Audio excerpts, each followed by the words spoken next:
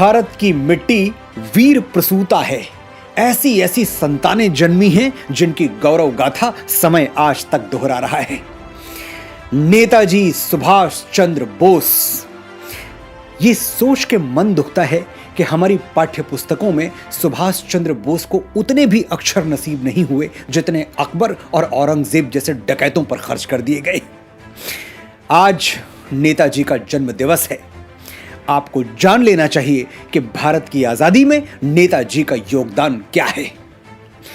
1947 में जब अंग्रेजों ने भारत को आजाद किया तब ब्रिटेन के प्रधानमंत्री हुआ करते थे क्लेमेंट एटली। 1956 में एटली भारत की यात्रा पर आए थे। उनका बंगाल जाना हुआ, जहां उनका स्वागत बंगाल के तत्कालीन गवर्नर ने किया। मैं आपको उस स्वागत की नहीं बल्कि उस सवाल की कहानी सुनाऊंगा जो भारत की आजादी के बारे में आपकी सोच बदल देगा। गवर्नर साहब ने पूछा, मिस्टर एटली, 1942 में भारत छोड़ो आंदोलन ठंडा पड़ चुका था। उसके बाद कोई बड़ा आंदोलन हुआ नहीं। आप चाहते तो इंडिया पर राज करते रहते। ऐसा क्यों हुआ कि आप सामान बांधकर वापस इंग्लैंड चले गए? एटली ने जवाब दिया, role played by Netaji's army was paramount in India being granted independence। यानी नेताजी सुभाष चंद्र बोस की सेना ने हमारी नाक में इतना दम कर दिया था कि मजबूरन हमने भारत छोड़ने का फैसला कर लिया।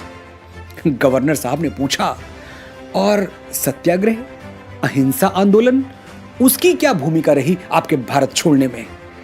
एटली ने जवाब दिया, मिनिमल, यानी बहुत बहुत बहुत कम।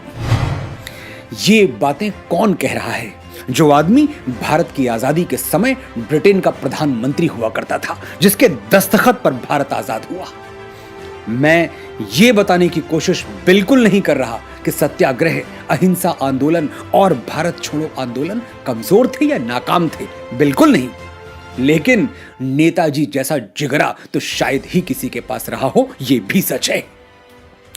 नेताजी ने आजाद हिंद फौज बनाते हुए अपने सिपाहियों से कह दिया था, मुझे नहीं मालूम स्वतंत्रता के इस युद्ध के बाद हम में से कौन जीवित बचेगा, लेकिन ये मैं जानता हूं कि अंत में विजय हमारी होगी। हमारे मरने से अगर भारत जी उठे तो हमें हंसते हंसते मर जाना चाहिए। देखो वीर जवानों, अपने खून पे ये इल्जाम ना आए, मां ना कहे कि मेरे बेटे वक्त पड़ा तो काम ना आए। नेताजी की स्मृतियों को शत शत नमन।